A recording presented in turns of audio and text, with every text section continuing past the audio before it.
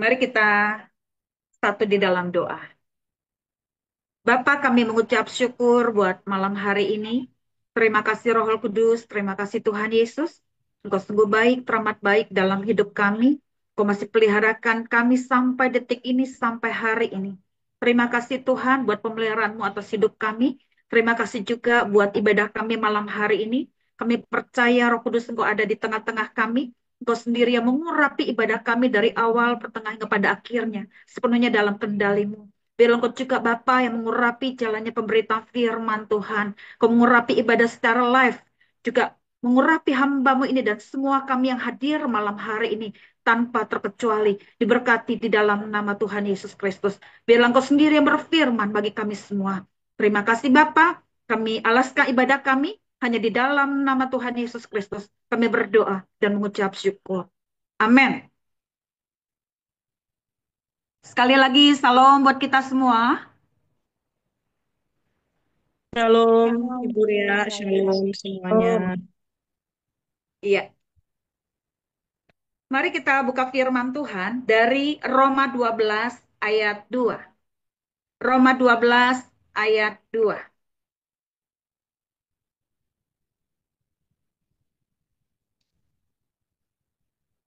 Saya akan bacakan buat saudara.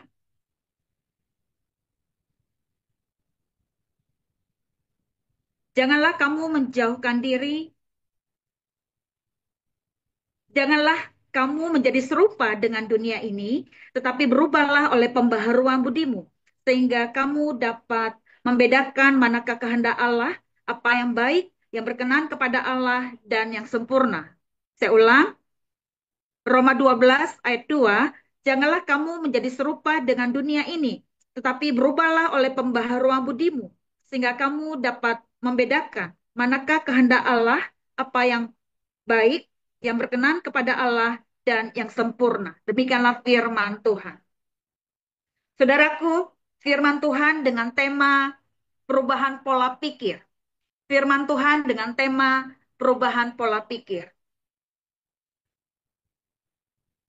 Sebagaimana ayat yang kita bacakan tadi, dikatakan janganlah kamu menjadi serupa dengan dunia ini, tetapi berubahlah oleh pembaharuan budimu.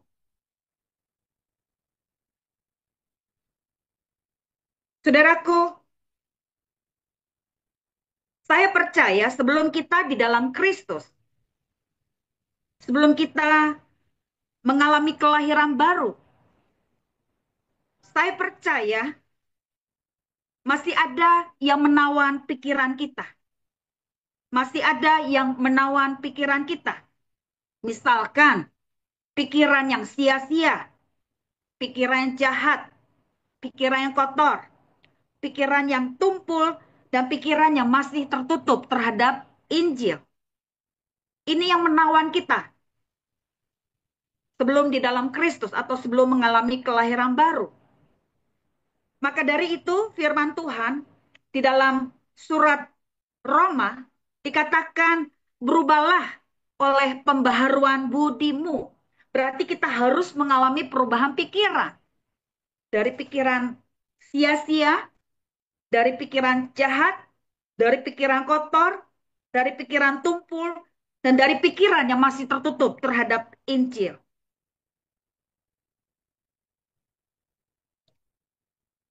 Sepanjang hari kita akan disodori dengan pilihan, baik atau buruk, kudus atau dosa, menang atau kalah, hidup atau mati. Kita lihat di Galatia 6 ayat 7 dikatakan, jangan sesat, Allah tidak membiarkan dirinya dipermainkan. Apa yang ditabur orang, itu juga yang dituainya. Demikian dengan pikiran. Jika kita membiarkan kebencian, kebohongan, kejahatan, percabulan, atau tipu daya masuk ke dalam pikiran kita, maka hal-hal itulah yang akan menguasai pikiran kita. Mungkin kita bertanya-tanya, bagaimana mungkin kita dapat menjaga pikiran kita dari pikiran-pikiran negatif tadi? menjaganya tetap kudus dan murni. Karena yang kita tahu, iblis dan daging akan berusaha menyerang kita setiap saat. Itu sudah pasti. Seringkali kita merasa gagal dan gagal, merasa kalah dan kalah. Dan itu yang terus-menerus mengintimidasi, menawan, meneror, bahkan mendakwa kita setiap saat. Sehingga kita merasa gak layak, merasa gak pantas, dan itu yang menawan pikiran kita. Saudaraku, ingat baik, firman Tuhan mengingatkan kepada kita bahwa Tuhan telah mati atas segala dosa, kutuk, bahkan maut sekalipun telah dia kalahkan ketika dia mati di atas kayu salib, bahkan ketika ia bangkit dari kematian. Seringkali yang membuat kita tertuduh, yang membuat kita nggak layak, yang membuat kita nggak pantas, itu karena pikiran yang menawan kita tadi, ya, yang masih menawan pikiran kita. Ya, iblis akan berusaha, kamu tuh nggak layak, kamu tuh nggak pantas. Tapi ingat baik, Tuhan sudah mati atas segala dosa. Tuhan sudah mematikan segala kutuk. Tuhan sudah mematikan segala apapun yang ada di hidup kita. Melalui kematian dan kebangkitannya di atas kayu salib. Dikatakan tetelestai, sudah selesai.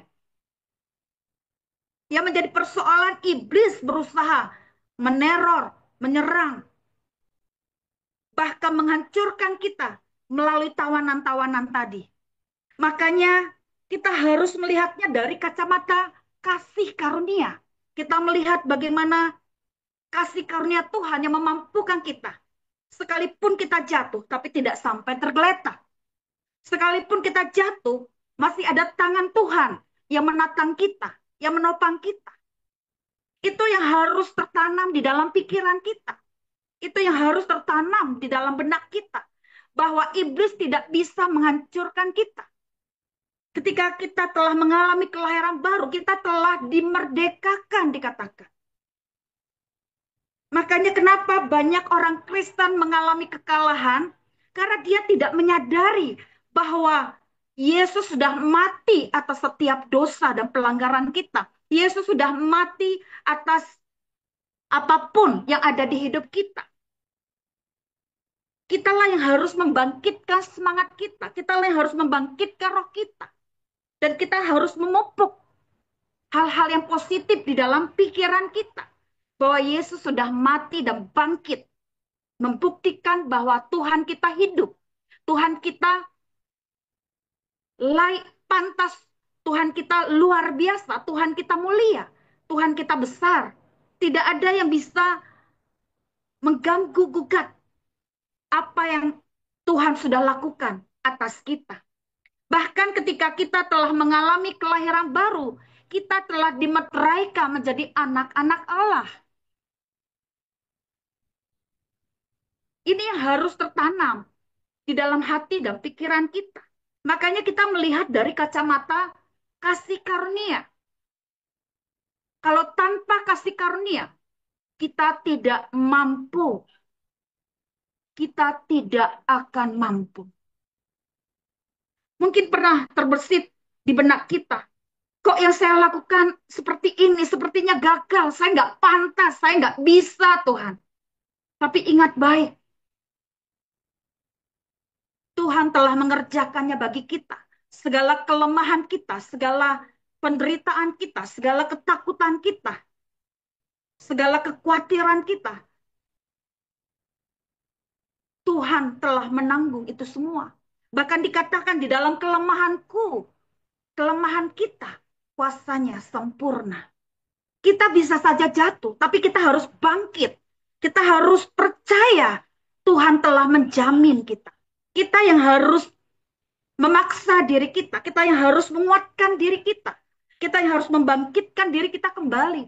Bahwa kita masih punya Tuhan yang sanggup menolong kita. Sekalipun mungkin kita mengalami kejatuhan, tapi tidak jatuh sampai tergeletak.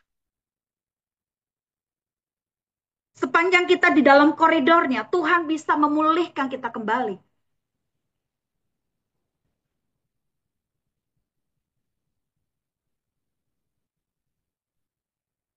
Apapun yang berusaha menawan pikiran kita mulai melihatnya dari kacamata kasih karunia.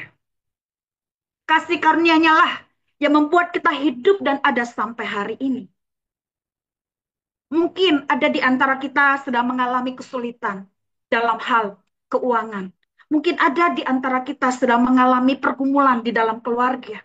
Mungkin di antara kita sedang mengalami persoalan yang secara manusia kita tidak mampu. Tapi ingat baik,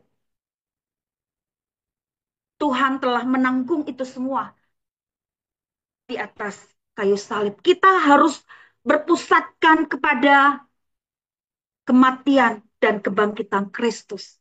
Kita harus kembali kepada salib Kristus bahwa Yesus sudah menjamin itu semua. Yesus sudah menanggung itu semua.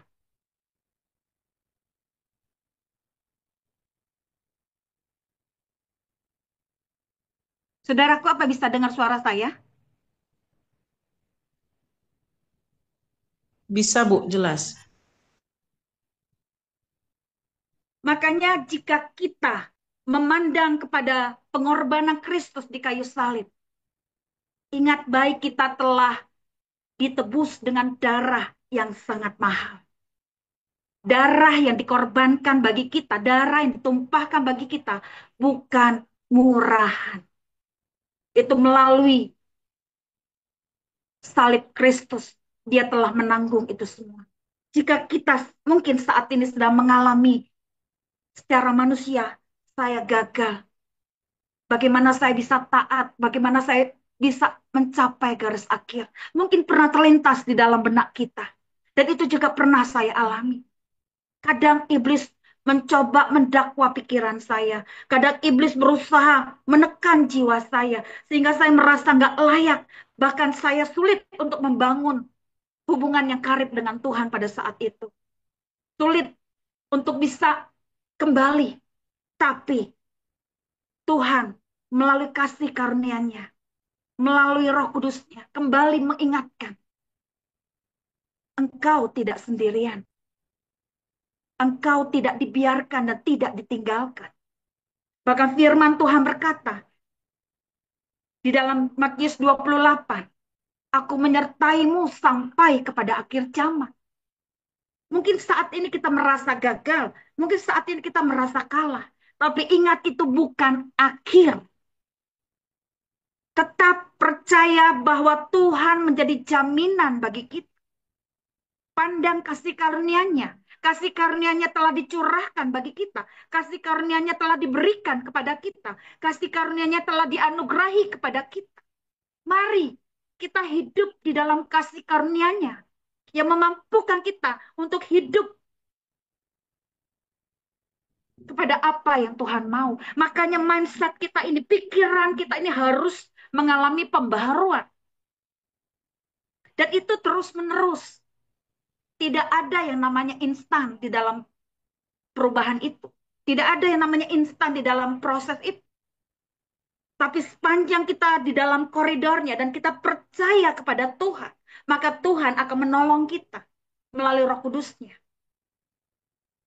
Bagaimana cara supaya kita memiliki pola pikir atau mindset yang positif? Makanya mindset ini juga harus mengalami pembaruan. Saya jadi teringat sebelum kita masuk lebih jauh, tahun 2020 ketika terjadinya pandemik, justru mindset saya dibukakan. Saya bersyukur yang tadinya saya menganggap pandemik itu sebuah kehancuran karena semua ibadah dilakukan secara live streaming pada saat itu. Yang nggak biasa kita lakukan, harus kita lakukan. Semua dirumahkan, ibadah, bahkan kantor, sekolah pun harus melalui online atau live streaming. Tapi saudaraku, justru dalam keadaan seperti itu, mindset saya dibukakan. Yang tadinya saya menganggap itu sebuah kehancuran, justru malah kebalikannya. Dan saya bersyukur pandemik Tuhan bisa pakai. Keadaan yang kurang baik secara manusia bisa Tuhan pakai. Justru di situ titik baliknya saya. Menyerahkan seluruh kehidupan dan pelayanan saya ke hadapan Tuhan. Dan saya menyerahkan hidup saya sepenuhnya ke dalam tangan Tuhan. Saya rindu adanya terobosan dalam hidup dan pelayanan saya. Terutama di dalam pelayanan sekolah minggu yang dipercayakan kepada saya. Dan saya mulai bikin komitmen sama Tuhan pada saat itu. Saya bilang sama Tuhan, Tuhan, kalau nanti sekolah minggu dibuka, ada ibadah sekolah minggu, saya akan bikin terobosan. Dan saya mau mengikuti tuntunan Tuhan. Saya mau mengikuti tuntunan Tuhan. Saya mau memperbesar kapasitas saya. Dan saya mulai adakan pembenahan di dalam diri saya. Ada perbaikan di dalam diri saya. Dan puji nama Tuhan ketika sekolah minggu dibuka. Benar, saya melakukan bagaimana komitmen saya di hadapan Tuhan. Pagi-pagi sebelum ibadah dimulai, ibadah paling awal, saya datang paling awal. Saya mengurapi ruangan sekolah minggu. Saya memberkati ruangan itu. Saya katakan, Tuhan, berkati ruangan ini. Bila setiap anak-anak boleh mengalami Tuhan secara pribadi. Dan saya pun mulai memberikan waktu saya, hati saya, dan keberadaan saya buat anak-anak. Saya jadi asyar anak, saya menemani mereka bermain, saya menemani mereka berbicara. Pokoknya waktu saya, perhatian saya sepenuhnya buat anak-anak. Dan saya juga bikin perubahan atau perombakan di dalam pengajaran saya. Ternyata apa yang saya lakukan justru dicekal. Semua yang saya lakukan tidak diperhitungkan. Semua yang saya lakukan tidak dianggap. Akhirnya saya dipanggil, saya disidak oleh 3 orang dari pusat. Tapi saya bersyukur sama Tuhan. Beberapa hari sebelumnya, Tuhan juga menaruh melalui mimpi ilahi. Dan beberapa hari setelah itu, melalui ibadah di tempat mama, seorang hamba Tuhan mendapatkan penglihatan buat saya secara khusus. Bahwa di dalam diri ibu ada tas baru dan ada sepatu baru. Tuhan sudah menyediakan ladang yang baru buat ibu. Ketika sidak berlangsung pada tanggal 6 November tahun 2022, saya tenang ketika dipanggil oleh 3 orang dari pusat. Mereka meminta saya untuk dirumahkan selama 3 bulan.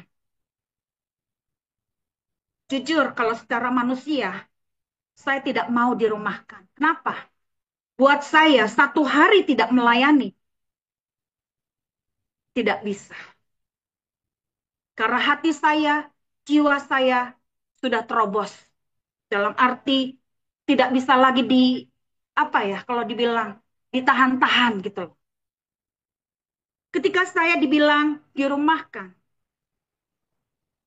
saya katakan, saya sampaikan di tengah-tengah mereka bahwa saya tidak untuk dirumahkan. Di garis bawahi, saya mengundurkan diri dengan catatan karena tidak sepemahaman. Kalau toh saya paksakan, tidak akan bisa. Kenapa? Karena mereka tidak menerima adanya perubahan itu. Saudaraku, ketika saya katakan bahwa saya mengundurkan diri dengan catatan karena tidak sepemahaman, ketika saya sampai di rumah, jujur, saya secara manusia, saya merasa gagal total.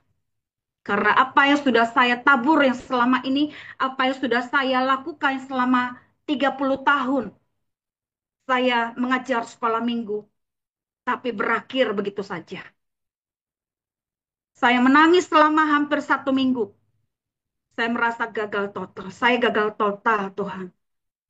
Jujur itu nggak mudah bagi saya. Tapi justru di situ Tuhan berbicara kepada saya. Kenapa aku izinkan kamu mengalami ini? Karena aku sedang menarik mundur jauh ke belakang anak panah itu untuk dilesatkan sejauh mungkin ke titik sasaran yang tepat. Saya bersuka cita, saya bersyukur untuk apa yang saya dengar, untuk apa yang saya terima melalui Roh Kudusnya.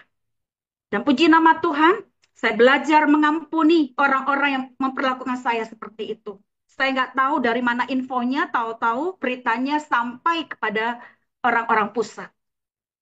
Tapi saya percaya segala sesuatu Tuhan izinkan. Juga melalui penglihatan itu, saya diteguhkan kembali. Dan tanggal 18 November tahun 2022, berselang 12 hari dari tanggal 6 itu, saya membentuk GAP, Generasi Anak Panah. Dan puji nama Tuhan telah memasuki tahun ketiga. Dengan pertolongan Roh Kudus, ya awalnya bermula dari video call melalui WA dengan anak-anak murid saya sendiri. Dan ada satu komunitas menyediakan linknya dan membawa saya untuk bertemu dengan anak-anak dari berbagai lintas kota atau pulau yang ada di Indonesia. Singkat cerita, mindset saya justru Tuhan rubah total. Dan saya bersyukur justru Tuhan membawa saya ke dimensinya yang lebih besar. Tapi memang harus ada bagian kita memperbesar kapasitas kita. Kita harus mau masuk ke dalam perubahan itu. Jangan hanya terpatok di satu tempat. Jangan hanya terpatok di zona nyaman. Tidak akan bisa. Sepanjang kita tidak mau keluar dari zona nyaman kita, kita tidak akan melihat hal-hal yang besar yang Tuhan melakukan di tengah-tengah kita. Kita tidak akan melihat hal-hal yang baru yang Tuhan melakukan di tengah-tengah kita. Butuh keberanian ilahi, butuh hikmat ilahi untuk kita ada di tempat itu. Bagaimana cara supaya kita memiliki mindset atau pola pikir yang positif?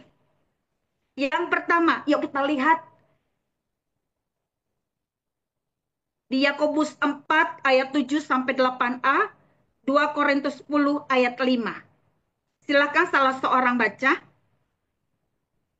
Yakobus 4 ayat 7 sampai 8a dan 2 Korintus 10 ayat 5.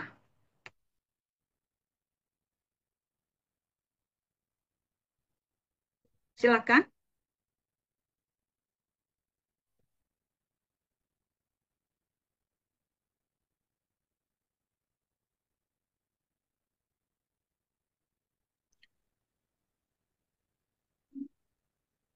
Bisa salah seorang Yakobus baca. 4, Yakobus 4 ayat 7 sampai 8a. 8a. Karena, karena itu tunduklah kepada Allah dan lawanlah iblis maka ia akan lari daripadamu.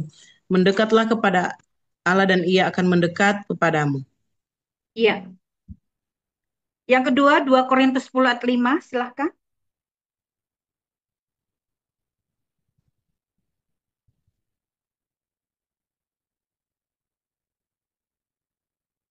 2 Korintus 10 ayat 5.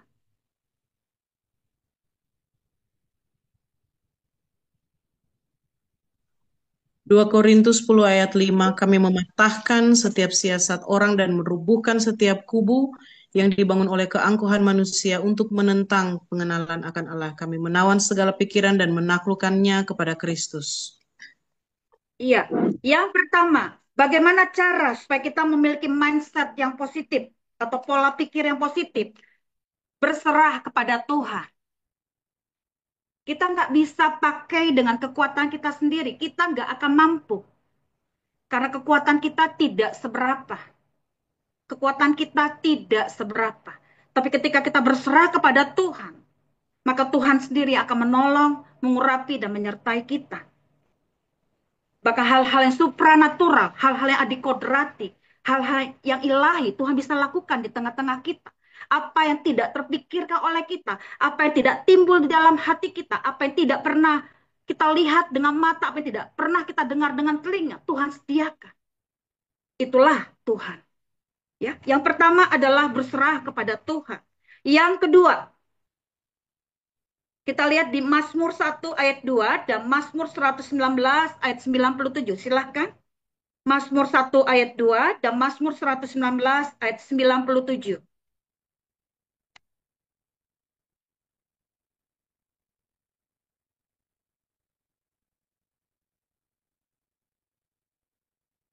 Silahkan.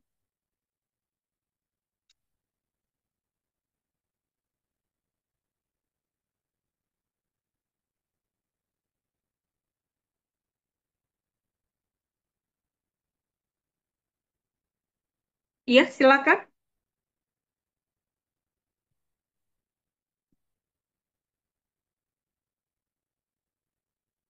Mazmur 1 ayat 2. Tetapi yang kesukaannya ialah Taurat Tuhan dan yang merenungkan Taurat itu siang dan malam.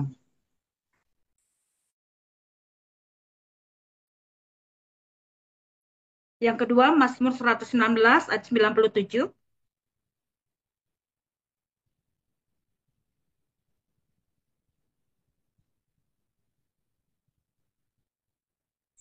Mazmur 119 ayat 97. Betapa aku cintai Tauratmu, aku merenungkannya sepanjang hari. Iya, yang kedua adalah kelilingi pikiranmu dengan firman Tuhan. Kelilingi pikiranmu dengan firman Tuhan. Yang ketiga, Filipi 4 ayat 8. Silakan. Filipi 4 ayat 8.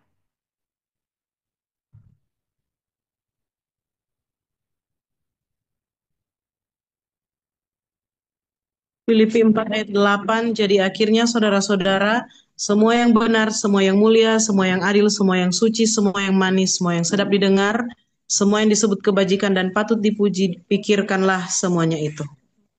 Iya. Yang ketiga adalah berfokus pada apa yang baik. Dan yang keempat, yang terakhir, Yosua 1 ayat 8. Yosua 1 ayat 8.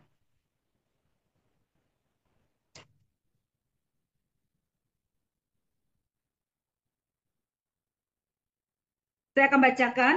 Janganlah engkau lupa memperkatakan kitab Taurat ini, tetapi renungkanlah itu siang dan malam, supaya engkau bertindak hati-hati sesuai dengan segala yang tertulis di dalamnya. Sebab dengan demikian, perjalananmu akan berhasil dan engkau akan beruntung.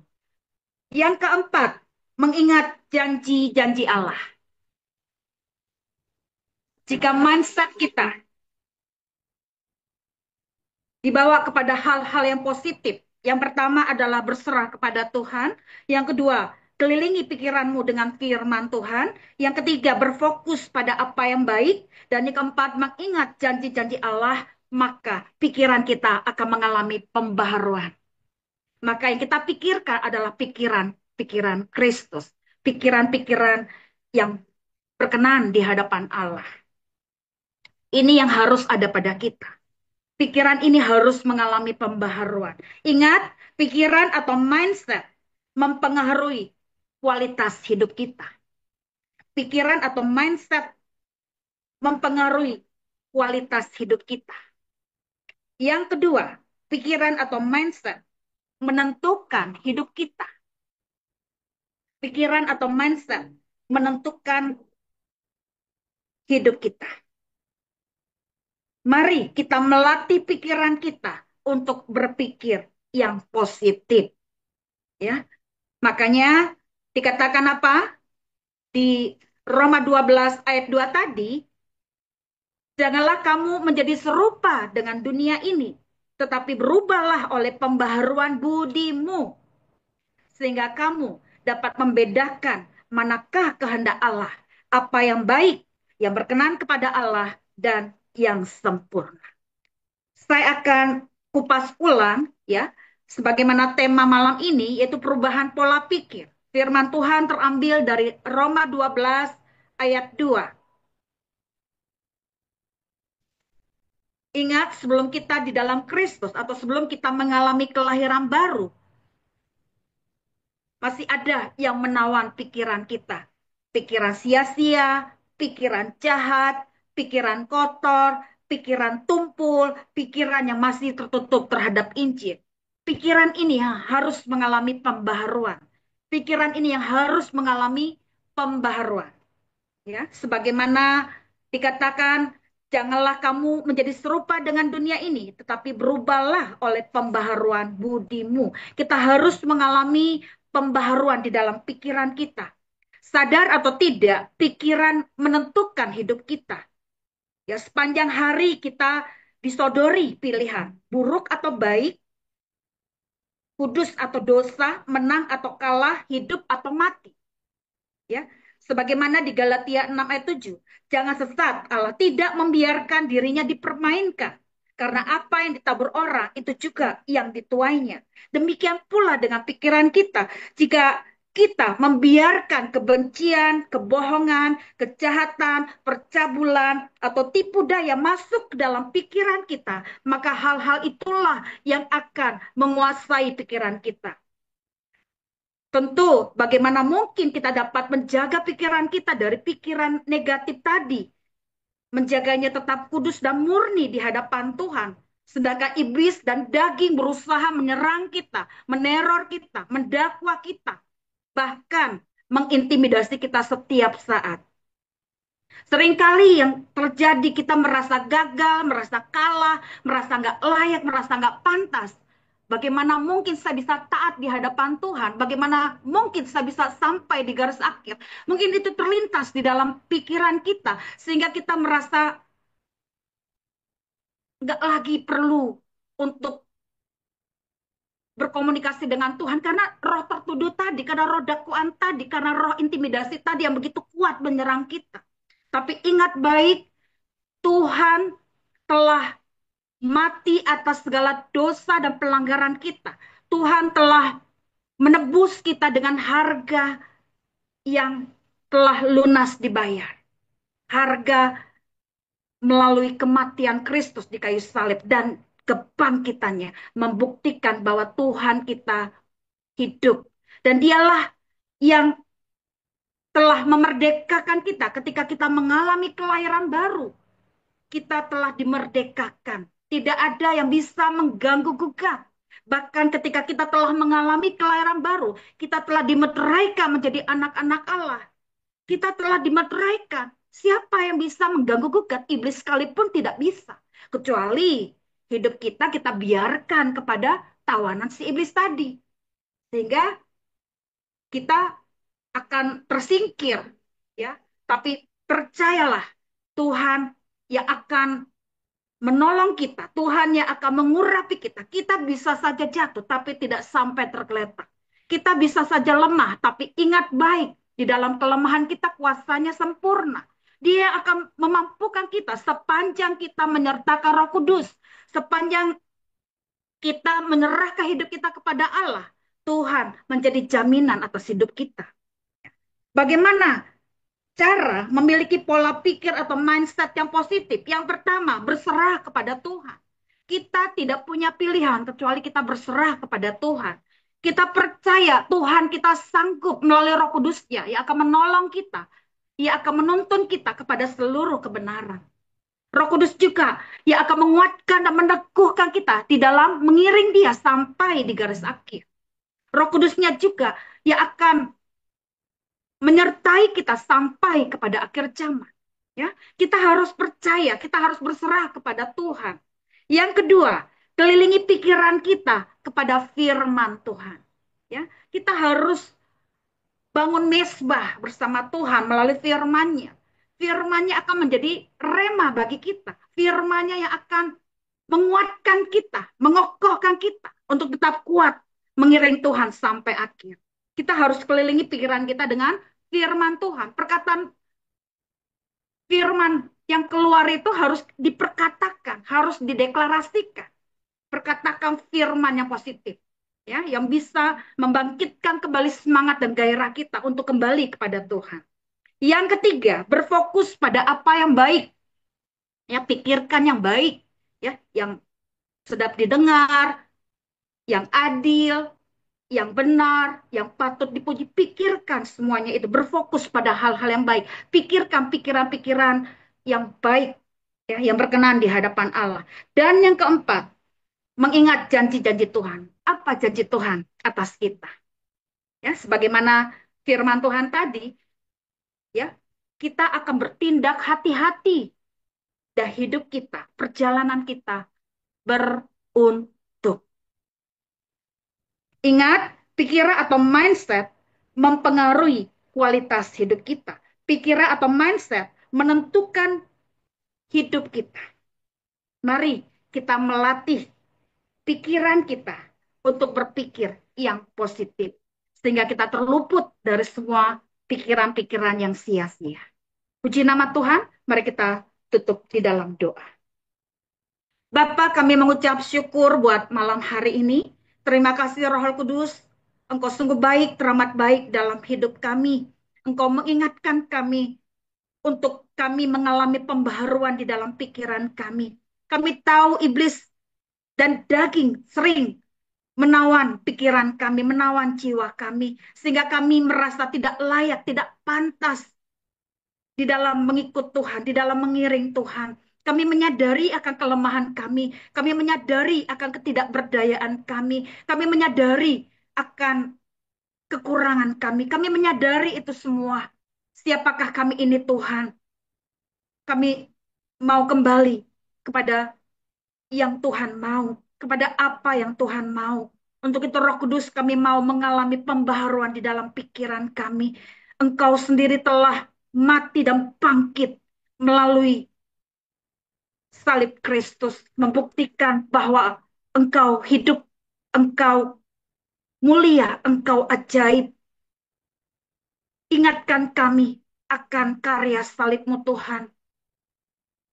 Ingatkan kami bahwa engkau telah menanggung segala penderitaan kami, menanggung segala kelemahan kami, menanggung segala dosa dan pelanggaran kami, bahkan kutuk sekalipun, kutuk dosa, kutuk kematian, kutuk hutang darah, kutuk dari opung-opung leluhur kami, kutuk kemiskinan, kutuk kebodohan, kutuk mengembara, kutuk percinahan, kutuk penyembahan berhala, kutuk apapun itu bahkan sampai garis keturunan ketiga, keempat, tujuh bahkan ke 10 sudah engkau patahkan di kayu salib, membuktikan Tuhan kami hidup dan engkau telah memenangkan itu semua melalui kebangkitanmu Tuhan.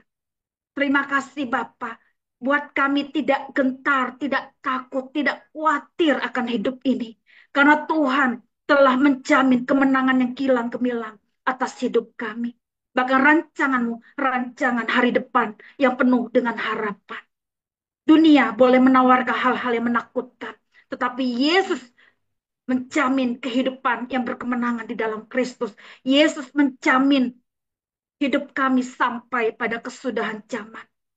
Karena Tuhan tidak pernah membiarkan dan meninggalkan kami. Biarlah Engkau meneguhkan hati kami, meneguhkan hidup kami Tuhan untuk tetap kuat di dalam Engkau. Terima kasih Bapak buat benih firman-Mu malam hari ini. Biarlah boleh tertabur di tanah yang subur, di tanah hati yang baik. Sehingga kami boleh semakin berakar, bertumbuh, dan berbuah lebat untuk hormat kemuliaan bagi nama Tuhan. Terima kasih Bapak. Doa kami termeterai di dalam nama Tuhan Yesus Kristus. Amin.